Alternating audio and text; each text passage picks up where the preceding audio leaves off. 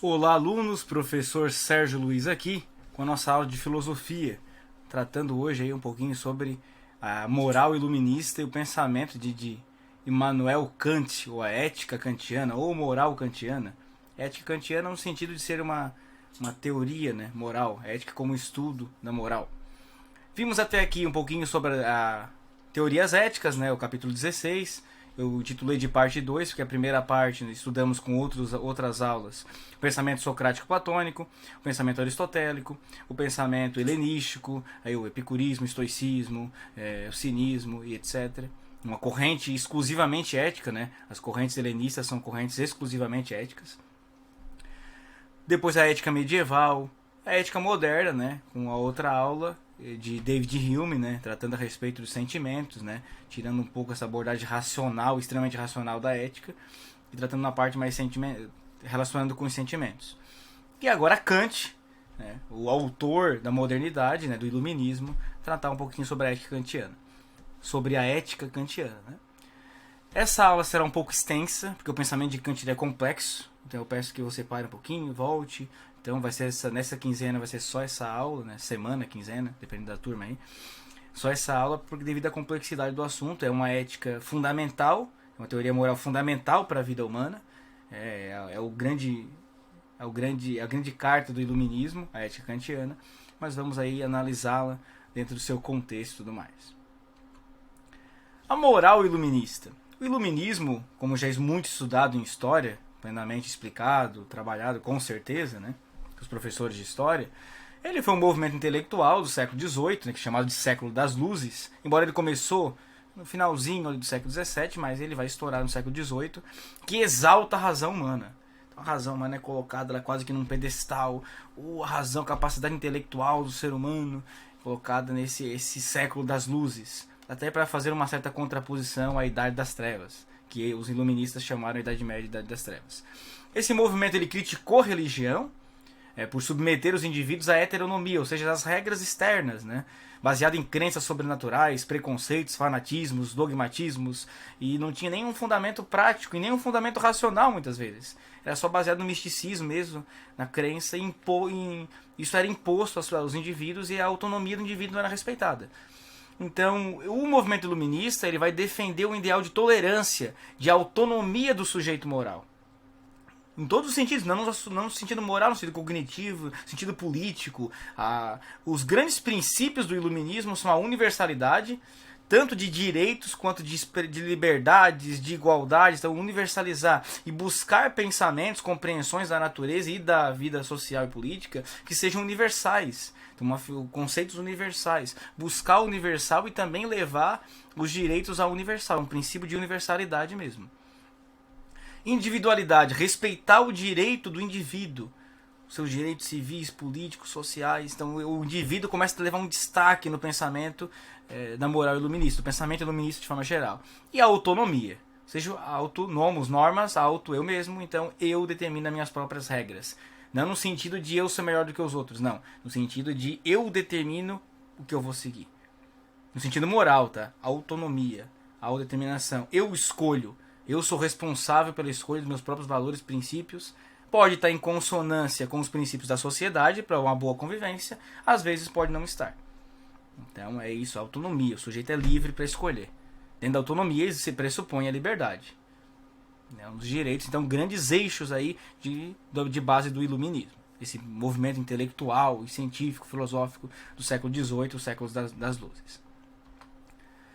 Immanuel Kant. Antes de começar na teoria moral de Kant, eu preciso revisar rapidamente a teoria epistemológica de Kant.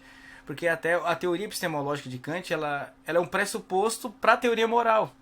Então a gente precisa voltar um pouquinho no segundo ano, quando estudamos Kant, para compreender um pouquinho mais a sua teoria epistemológica para chegar na sua teoria moral.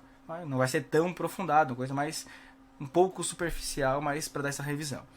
Então, o Kant, ele é a máxima da expressão do iluminismo. Ele é o pensador do iluminismo. A característica do Kant é iluminista.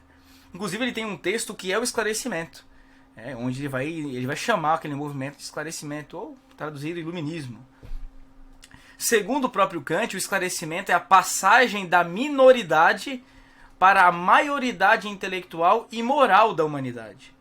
Olha a crença, a fé, o entusiasmo, a esperança que ele deposita no iluminismo. A passagem da minoridade, onde o ser humano era dominado por forças externas, forças da religião, forças do sobrenatural, e agora ele passa a ser dominado pelo intelecto, pela razão. Olha que proposta grandiosa que o Kant traz. Na Crítica da Razão Pura, uma das suas principais obras, o Kant apresenta a sua filosofia epistemológica e a estrutura a priori da razão. Naquele embate entre racionalistas cartesianos e empiristas, né, com Francis Bacon, David Hume e o próprio John Locke, o Kant vai propor o criticismo. E ele vai fazer uma ponte, uma síntese, algo maior. Síntese na filosofia kantiana é algo maior. Então, uma teoria nova tentando resolver essa contradição entre o racionalismo e o empirismo. Ele desenvolve o que foi chamado de criticismo, que está escrito na Crítica da Razão Pura. Ele afirmava que não seria possível conhecer as coisas em si mesmas, o nômeno, a essência das coisas, mas somente os fenômenos. Então, os fenômenos você pode conhecer, a essência das coisas, o nômeno não pode ser conhecido. Que depois isso vai derivar, com Husserl e outros, a fenomenologia, depois. Mas, então, ele pode conhecer, o ser em si não pode ser conhecido, só o fenômeno, aquilo que pode ser observado, através dos órgãos do sentido, claro. Mas porque a razão possui uma estrutura a priori. O Kant afirma que a razão ela possui estruturas a priori. A priori significa pura, significa antes da experiência. Então lembra lá do John Locke, o ser humano nasce uma folha em branco, não tem nada. Nada. O Descartes, René Descartes falava, não, o ser humano nasce com ideias inatas. E sim, algumas ideias que são inatas, o cogito, por exemplo. O Kant fala, não tem ideia inata. Não tem conhecimento inato. E também não nasce uma folha em branco. O ser humano nasce com uma estrutura da razão já dentro de si. Claro que ela vai amadurecendo, né? Ao passar do desenvolvimento biológico, né? O ser humano já não nasce conseguindo resolver um cálculo integral com alguns dias de vida. É lógico que o organismo depende também do desenvolvimento biológico. Mas o ser humano já nasce, a razão já possui uma estrutura inata. A estrutura é inata, mas ele não chama de inato, ele chama de a priori. Ou seja, antes da experiência, antes do contato com os órgãos do sentido, o ser humano, a razão humana, universal para todos os seres humanos, já possui uma estrutura a priori. Imagine uma sala, uma casa, onde a estrutura está pronta, mas não tem nada dentro. Nada, ela é vazia. Mas a estrutura está pronta. Sem a estrutura, não tem como colocar as coisas dentro. Não tem onde armazenar o conhecimento. Então a estrutura é que possibilita a aquisição do conhecimento.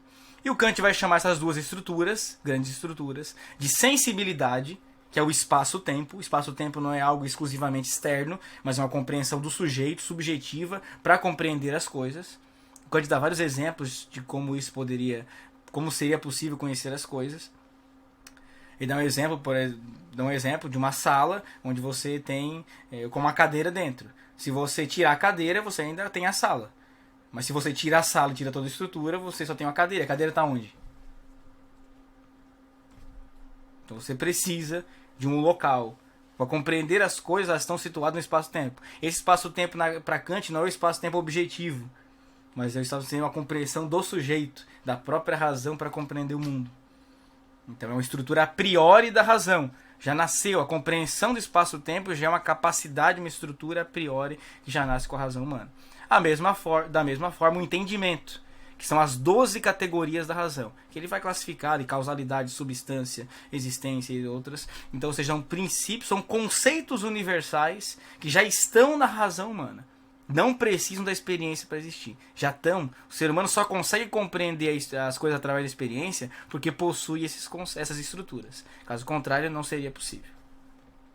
Então passamos do conhecimento epistemológico, da teoria epistemológica de Kant, agora para a moral kantiana, ou para a ética, ou seja, o estudo da moral que Kant faz. Suas principais obras sobre a moral, ele vai escrever a Crítica da Razão Prática, a outra era a Crítica da Razão Pura, a priori, pura. Agora a Crítica da Razão Prática, então ação, então, ou seja, uma razão voltada para a ação. Ele também vai escrever a Crítica do Juízo, que é um livro sobre estética. E diversos outros artigos, livros e rascunhos e muita coisa que também vai escrever. Mas as grandes obras de Kant é a Crítica da Razão Prática, a Crítica da Razão Pura e a Crítica do Juízo. A Crítica da Razão Prática não ficou muito compreensível. É uma obra muito complexa. A Crítica da Razão Pura já não era muito compreensível, a Crítica da Razão Prática menos compreensível ainda. Então Kant ele vai lançar uma obra para facilitar a compreensão da Crítica da Razão Prática, que é a Fundamentação da Metafísica dos Costumes. Que essa obra é de mais fácil de compreender, ele trata o pensamento moral ali com muita clareza, também trata um pouco do pensamento epistemológico, porque tem uma conexão, epistemológico, conhecimento, né? Então aí o Kant vai desenvolver essa obra, Fundamentação da Metafísica dos Costumes. Fácil de compreender, assim, uma leitura atenciosa você compreende e vai acompanhando o raciocínio. A Crítica da Razão Prática já é mais complicado o negócio. Então, enquanto a razão pura se ocupa apenas de ideias, que é a priori, razão pura, a razão prática volta-se para a ação moral, que decorre da capacidade humana de agir mediante o ato de vontade e autodeterminação. Vontade é a capacidade de escolher, né? O ser humano tem, e logo pressupõe-se a liberdade, as opções de escolha. E a autodeterminação é porque o ser humano vai determinar a si mesmo o que fazer. Autonomia não é uma imposição externa, o ser humano precisa determinar a si mesmo o que vai fazer. E essa autodeterminação é baseada na teoria moral, na ação moral. Então é razão prática. É uma capinha aí de algumas versões da obra do Kant. Está disponível em domínio público, tá? Você pode baixar lá, Kant, Fundamentação da Metafísica dos Costumes, domínio público, gratuito, baixa em PDF, pode ler. A Crítica da Razão Prática também. Todas as obras de Kant, a ampla maioria é domínio público. Pode baixar à vontade em PDF e consegue acessar. Formalismo moral. Então a teoria de Kant vai ser conhecida por formalismo moral devido à sua abstração, devido à sua a formal, ele é muito voltado, ele é muito criterioso no desenvolver sua teoria moral. Foi conhecida como formalismo moral. Somente o ser humano é capaz da vida moral. Mas por quê? Porque só o ser humano possui a vontade. Só o ser humano possui a vontade, a consciência. Só o ser humano é racional. Rousseau já falou isso. Deu o exemplo do Rousseau. O pombo e o gato. Pode pegar o gato e colocar para comer alpiche, ele não come, ele morre de fome e não come alpiche. Pode pegar o pombo para comer o filé, ele não come o filé. Lá no contrato social, na Fundamento e a Origem da Desigualdade entre os Homens, um textinho lá do contrato social, o Rousseau vai dizer isso. O Kant está no mesmo contexto que o Rousseau. E o Kant provavelmente tem lido o Rousseau e vice-versa. Então, muito provável que tenha essa influência ali dos pensadores iluministas entre eles. E o Kant vai dizer o seguinte: só o ser humano é capaz da vida moral, só o ser humano tem a razão, só o ser humano tem consciência de si mesmo, só o ser humano é capaz de avaliar os seus atos como bons ou maus. O cachorro não consegue fazer isso, o gato não consegue, o papagaio não consegue, entendeu? O peixe não consegue. O ser humano consegue. A planta não consegue. O ser humano consegue. E aí o Kant propõe que a boa vontade para Kant é um mandamento, um imperativo. Então Kant ele vai diferenciar depois a vontade da boa vontade. Tem diferença, tá? Das duas. Tem a boa vontade e tem a vontade. Mas para Kant a boa vontade ela é um mandamento, ela é um imperativo, ela é uma ordem que a natureza colocou no ser humano. A priori, independe da experiência, é a priori, é antes da experiência, já nasceu com o indivíduo. Como ser racional, o ser humano precisa de princípios para agir, valores, princípios. E esses são dados pela consciência moral. O ser humano vai formando essa consciência moral do que ele considera certo, que considera errado, que considera bom, que considera mal, no sentido moral. Justo e injusto. O ser humano que vai formando essa consciência moral. O imperativo seria uma espécie de ordem ou mandamento, ou seja, um dever que os indivíduos precisam cumprir. Então, atenção a essa palavra aqui, dever. Ele caracteriza os imperativos em dois aspectos: o imperativo hipotético e o imperativo categórico. Então, existem dois tipos de imperativos para Kant. Essa ordem, né, que a natureza impôs ao indivíduo. O imperativo hipotético ele é baseado na vontade. Na vontade. Ele ordena uma ação com meio para alcançar outra. Então, o valor da ação está no resultado. Então, você usa algo como meio para alcançar outra coisa. Então, por exemplo, o indivíduo ele age tendo em vista um objetivo. Alcançar o prazer, adquirir algum objeto, alguma coisa, alcançar a felicidade, ter sucesso e etc. Então, por exemplo, alguns exemplos do livro. Seja bom se quiser ser amado. Então você vai ser amado. Para ser amado, você precisa ser bom. Existe uma condicionante aqui. Não roube para não ser preso. Para não ser preso, você não pode roubar. Existe uma condicionante. Você é que não vai roubar porque você não deve roubar. Não, você vai roubar para não ser preso. Ó, condicionante. É hipotético. Por isso que é hipótese, hipotético. Não minta para não perder a credibilidade. Você quer ser um sujeito que tenha credibilidade? Então você precisa usar um meio para isso. Não minta. Essa é a proposta. Em outras palavras, trabalhe, aquele discurso liberal, né, neoliberal. Trabalhe para ter muito dinheiro. E se você não trabalhar, você não terá muito dinheiro. Isso é uma mentira. Você pode trabalhar a vida inteira e vai morrer na pobreza. Só tiver muita sorte. Então, ou seja, é uma ideia. É hipotético também. É hipotético. Então precisa de uma condicionante. Para alcançar o resultado, para ter credibilidade, para não ser preso, para ser amado, você tem uma condicional para isso. Tem que ser bom, ou não pode mentir, ou não pode roubar e assim por diante. Isso é hipotético. Isso é baseado na vontade. Percebe que existem interesses, inclinações, felicidade, prazer, sucesso, adquirir coisas. Está se preocupado com o resultado, com o objetivo. Isso é a vontade humana. São as inclinações naturais do ser humano. É a vontade natural do ser humano. Aí agora o Kant continua. Dá um passo, sobe um degrau. Ou uma escada inteira. Imperativo categórico. É ação necessária por si mesma. A ação é boa em si mesma. Não visa resultados. É incondicionado. Absoluto. Voltado para a ação tendo em vista o dever. É universal. O imperativo categórico, você tem que agir daquela maneira independente do resultado. Independente se vai se dar bem, se vai ser infeliz, se vai ser feliz, se vai adquirir o resultado, se vai sentir prazer ou se não vai. A ação ela é necessária por respeito ao dever. O dever é uma estrutura, para Kant, uma estrutura a priori da razão também. Ele já está na própria natureza da razão a priori. E o indivíduo, isso é a lei moral.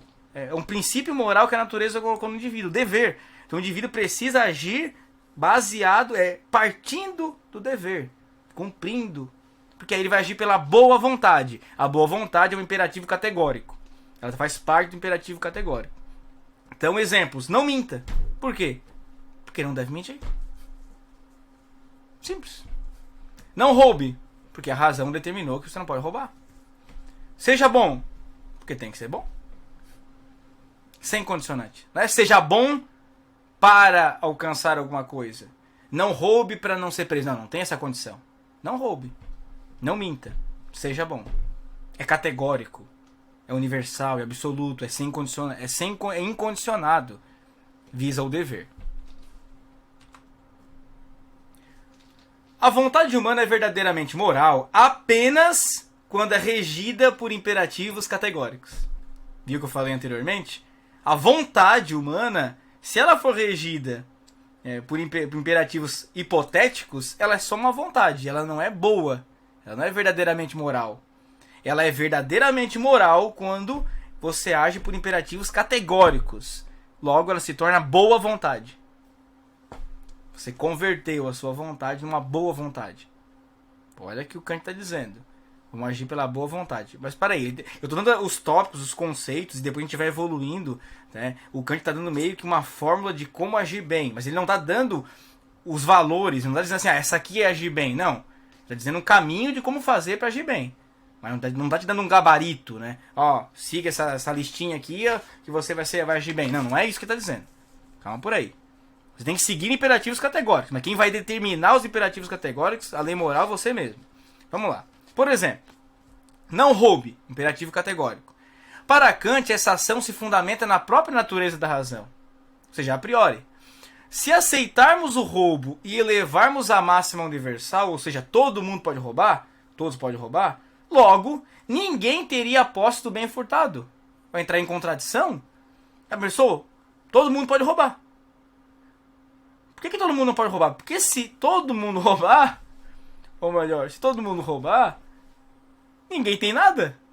Todo mundo vai ter tudo ao mesmo tempo. Fazer uma bagunça, uma convivência prática. Mentir. Por que não minta, né? Vamos trocar a frase aqui, não minta. Porque se todo mundo mentir, não tem como conviver em sociedade. Todo mundo tá mentindo ao mesmo tempo. Então quem fala a verdade? O cara vai no mercado e, ó, isso aqui é R$50. Aí, não, mas é uma nota de 10. Não, mas é 50. E se o outro vai dizer, não, então tá. Aí ele pega e fala, então, vai ser um negócio absurdo. Entendeu? Não vai ser absurdo, não tem como conviver na prática, na vida prática, se todo mundo mentir ao mesmo tempo. Eu nem falo de se mentir ao mesmo tempo, se todo mundo mentir. Então não tem como. É preciso ter responsabilidade com a verdade, não com a mentira. Então, a mentir é um ato imoral, não pode mentir em lugar nenhum. Ah, mas professor, por que um só lá uma vez ou outra mentir? Não tem problema, porque quando um só mente, ele dá liberdade a qualquer pessoa mentir para Kant. Quando um indivíduo pratica uma ação, ele está dando possibilidade para qualquer outro praticar. Se eu posso mentir, automaticamente eu estou autorizando que o outro também pode. E não é o princípio da universalidade? Direitos iguais, não é? Então, se eu posso mentir, o outro também pode. Todo mundo vai mentir. Pensa numa sociedade onde todo mundo mente. É impossível viver? Não é possível. Onde todo mundo rouba? Não é possível. Onde todo mundo, outro exemplo aqui, onde todo mundo mente, onde todo mundo rouba, onde todo mundo é bom. É possível viver, né? Mas onde todo mundo tem a condição, né? Onde todo mundo quer ter credibilidade a todo custo. Onde todo mundo só não rouba para não ser preso.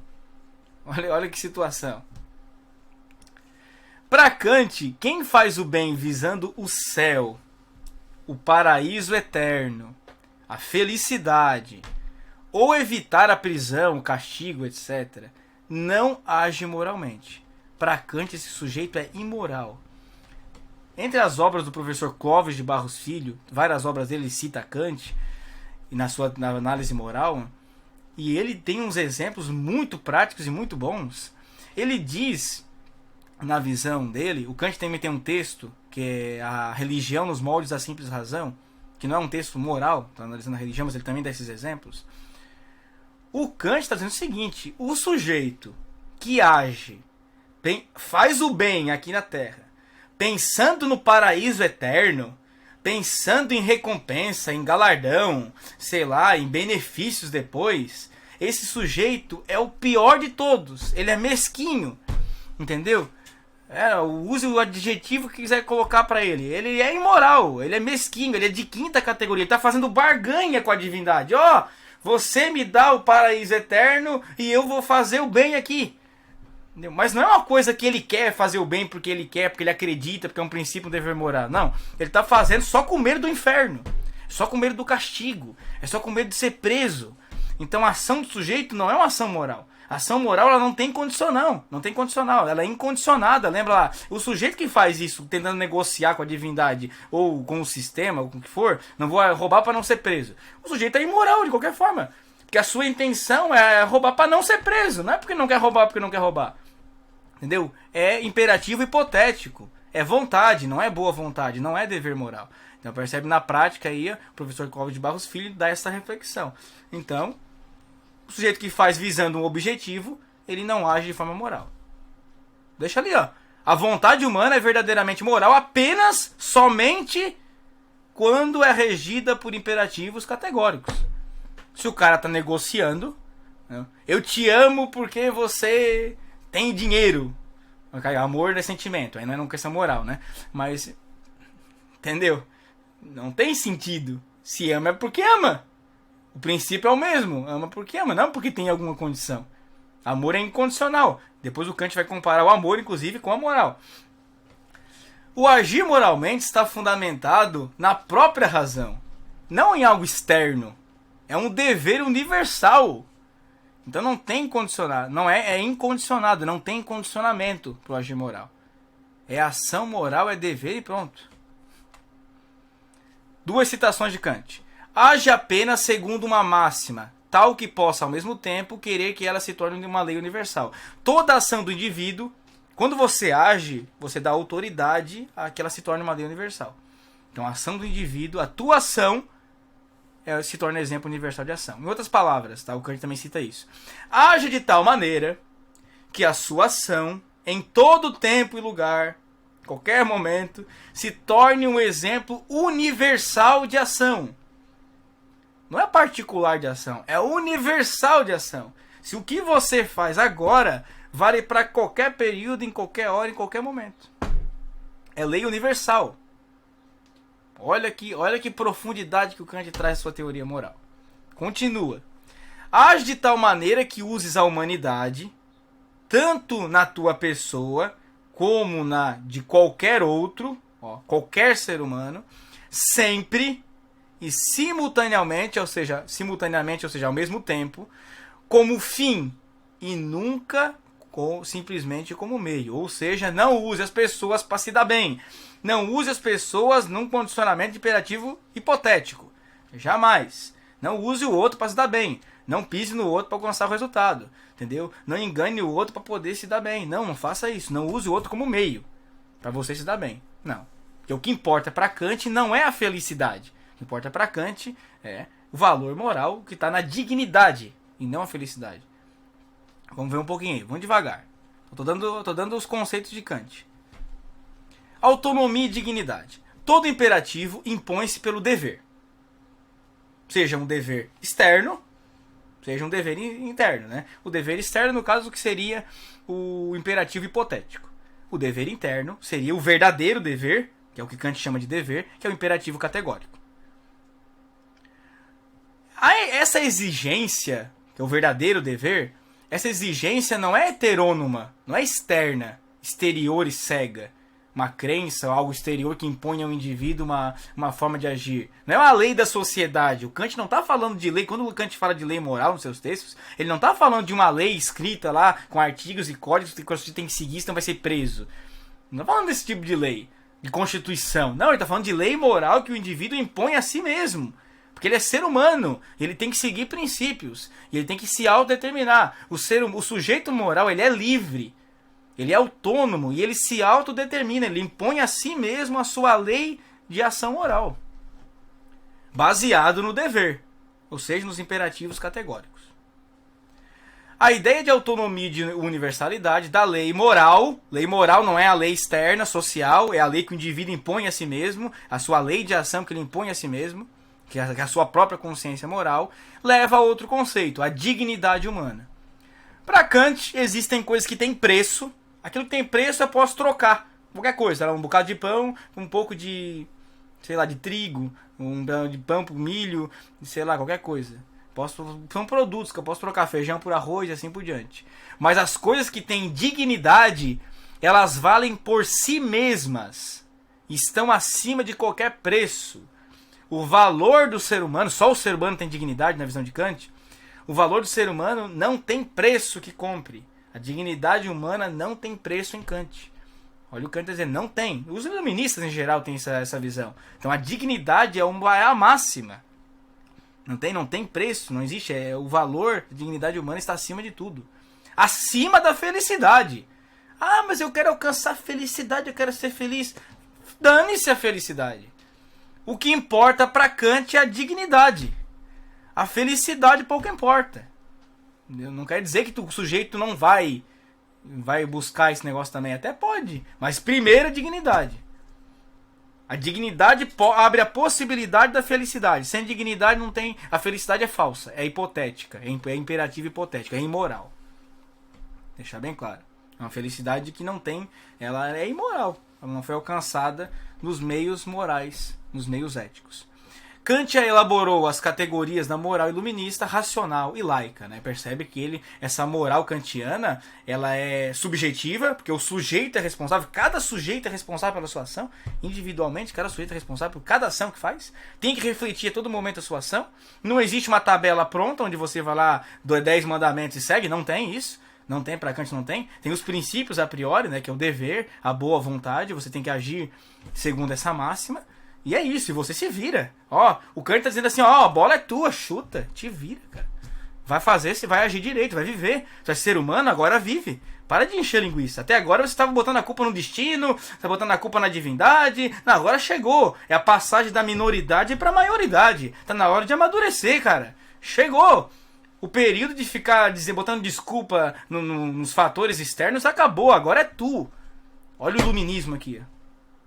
Olha as características do iluminismo presente em Kant. Ele é o cara do iluminismo. Chegou de botar a culpa na divindade. Entendeu? É tua. Valor em ação moral, né? Claro. Não descarta o determinismo natural, né? Questões biológicas, as questões da natureza, um desastre. Não está descartando isso. No sentido moral, o indivíduo é totalmente responsável pela sua ação. Não tem outro. Ah, que meu pai, minha mãe, meu cachorro. Não tem culpa. Não tem nada. A sua ação é sua. Sua ação. Não tem outro. O Kant ele sofreu devido a isso muitas críticas, devido ao seu formalismo, essa abstração, esse extremo fundamento da razão universal e prática. Porque o Kant acredita em valores universais, em princípios universais práticos de ação. E muitos autores vão dizer que não, Kant não é bem assim. Essa dignidade humana que ele coloca acima de tudo, alguns autores vão criticar. Depois a gente vai ver no pensamento de John Stuart Mill, o pensamento utilitarista, que ele discorda um pouco de Kant. O valor lá já não é a dignidade, é a felicidade. Já vai mudar totalmente a teoria moral, totalmente, é outra teoria moral. Mais compreensível, mas compensação baseada no resultado. A dignidade pouco importa, o que importa é a felicidade. Para Stuart Mill e os utilitaristas. O valor moral em Kant, para encerrar. Desculpe a complexidade do assunto, estou tentando ser o mais simples possível. Vou dar mais exemplo aqui, pode deixar, vai ficar mais extensa, mas eu vou dar bastante exemplo ainda. O valor moral, segundo Kant, não está na ação em si, mas no respeito ao dever. Agora o professor me ferrou. Como assim? Você falou até agora que não pode mentir porque não tem que mentir, porque é um dever moral. E agora, como assim não está na ação em si? Porque se eu analisar, vamos ser um juiz aqui. 2 pessoas foram ao mercado, certo? As 2 pessoas no mercado. Tinha lá o produto que ela queria comprar, o valor que ela tinha no bolso, os 2 tinham R$50, não dava pra comprar. E aí, uma não comprou o produto, né? Não roubou o produto, vamos dizer assim, né? Não comprou, os 2 não compraram porque não tinha dinheiro, né? Só que uma pensou o seguinte, poderia roubar, né? Furtar, no caso, porque roubo seria à venda, ninguém viu. Poderia furtar, né? Esconder o produto pequeno, botar no meu bolso e vazar, né? Sair louco. Só que aí ele pensou assim, não, eu não vou furtar, porque vai que alguém vê e aí eu vou ser preso. O outro olhou o preço, ficou indignado, achou um absurdo, porque ele achou que R$50 era de pagar o produto, que aumentou bastante, mas ele não leva porque ele acha errado roubar, porque se ele roubasse, furtar no caso, ele autorizaria qualquer outra pessoa a furtar. Então, os dois, se analisar a ação, se tu observar a ação dos dois, os dois não furtaram. Os dois. Então, pela ação, os dois agiram certo. Os dois agiram moral. Certo? A princípio sim, né? Só que não. O sujeito que não roubou com medo de ser preso é um canalha, é um picareta, é imoral, porque segundo Kant, esse cara não respeita o dever. O dever da categoria, do imperativo categórico. Esse sujeito, ele vive a vida baseada em imperativos hipotéticos. Uma condicional. Ele só não roubou para não ser preso. Só por isso. Então a ação dele foi imoral. E a ação do outro sujeito que não roubou porque roubar é errado, que ele considera que o roubo um valor imoral, totalmente errado, o furto que seja. Roubo é na presença, furto o sujeito não vê. Então o furto, seja imoral, esse sujeito ele agiu segundo o dever moral, a lei moral imposta por ele mesmo para ele mesmo. E não tem ninguém que vai reprimir ele. Ele não vai fazer isso porque ele vai ser punido. Não, é ele mesmo, a sua própria consciência o puniria se ele fizesse isso. Então tem a diferença. Então para Kant, se tu analisar a ação em si, tu não vai diagnosticar se ela foi moral ou não. Tem que observar a intenção da ação. Eu tenho que saber as intenções. E como é que eu vou saber a intenção do outro? Não tem como. Só o próprio sujeito é capaz de reconhecer as suas próprias intenções. O sujeito sabe se ele não roubou porque ele não rouba mesmo, porque ele considera errado, ou se ele não roubou, porque ele achava medo de ser preso. Ele sabe. E ele precisa moldar essa vontade dele a nível da boa vontade. Ele precisa mudar a sua forma de compreender o mundo, ele precisa evoluir no sentido moral, esse sujeito. Então há indivíduos que agem pelo dever externo, imperativos hipotéticos, que não é uma ação moral, é o sujeito que não rouba por causa do medo de ser preso, e há indivíduos que agem por dever interno, imperativo categórico, lei moral autodeterminada, aquele que não roubou porque não tem que roubar mesmo. Conclui-se em Kant, o valor moral não está na consequência, no resultado, né, com certeza, e nem na ação em si mesma, mas nas intenções por trás das ações. O respeito por dever deve ser interno e praticado na ação. Então, primeiro eu tenho que moldar a minha intenção segundo a boa vontade. E assim eu vou conseguir agir bem. Não basta agir bem, só maquiar a minha ação. Uma ação, fazer um teatro, encenar uma boa ação, mas na verdade a minha intenção não era aquela. Então, para Kant é preciso moldar as suas intenções. Por isso que ele é extremamente racionalista nesse ponto abstrato, porque tem que moldar as intenções. Enfim, a crítica da razão prática. Percebe como ela tem relação com a priori, com a epistemologia em Kant? Que eu tenho que moldar as minhas intenções. Kant também dá uma dica mais simples. Vamos falar um pouquinho mais exemplos aqui antes de falar dessa questão do amor em Kant. O sujeito que não cola, não plagia, porque tem medo de tirar zero, porque ele sabe que aquele professor vai dar zero, e vai excluir o plágio dele, ele não plagia não é porque ele não quer cometer plágio, não é porque ele não é um plagiador, e sim porque ele tem medo do zero. Ele não quer o zero, ele quer o 10. Então por isso que ele não plagia. O sujeito que não plagia porque considera errado, porque se ele plagiar, ele está autorizando que todo mundo plagie o que é de todo mundo. Então o valor, a propriedade intelectual não vai existir mais, né? Todo mundo vai poder plagiar o que é de todo mundo. Então eu poderia dizer que essa teoria de Kant é minha. Eu poderia roubar ela e dizer, essa teoria foi eu que desenvolvi. Porque eu posso cometer plágio toda hora. Então não teria mais... o próprio conhecimento seria colocado em xeque. Afinal, o que é verdade e o que não é? Quem disse que tal coisa? Não daria para saber. Então, esse sujeito que não plagia porque a considera errado por uma lei moral autodeterminada, ele age segundo a boa vontade, segundo o dever. O outro que não plagia só por medo do zero, ele age baseado no imperativo hipotético. Então, essa ação dele foi imoral. Mas os dois não plagiaram, professor. Os dois entregaram um trabalho feito. Sim, mas um não plagiou porque considerava errado o plágio. O outro não plagiou com medo do zero. Olha a diferença. Um andou a 110 porque considerava certo a velocidade estabelecida pelos engenheiros que pesquisam tudo mais isso. Considerou certo seguir o 110. O outro só não andou a 150 porque tem o radar que o pune e leva a multa. Então a diferença está nisso. Não está na ação em si. Os dois estão a 110 só porque um é por causa do radar. O outro é por causa que considera certo andar a 110. Olha a diferença. Existe uma diferença enorme, só que não tem como saber. Só o próprio sujeito vai identificar isso. Por isso que é algo subjetivo de cada sujeito. É universal, no sentido que vale para todo mundo, mas cada sujeito é responsável por praticar, por buscar essa ação moral. Então, olha, os exemplos poderiam ser mais. Se quiser mais exemplos, pode botar nos comentários que eu dou vários e vários exemplos. Tem vários. Então, esse é o exemplo. Esse sujeito que não faz, porque sabe que o professor vai corrigir e vai dar zero, talvez com outro professor que não liga para plágio, ele faça plagiado. Por quê? Porque ele sabe que aquele professor não vai dar o zero. Ele sabe que o professor vai avaliar.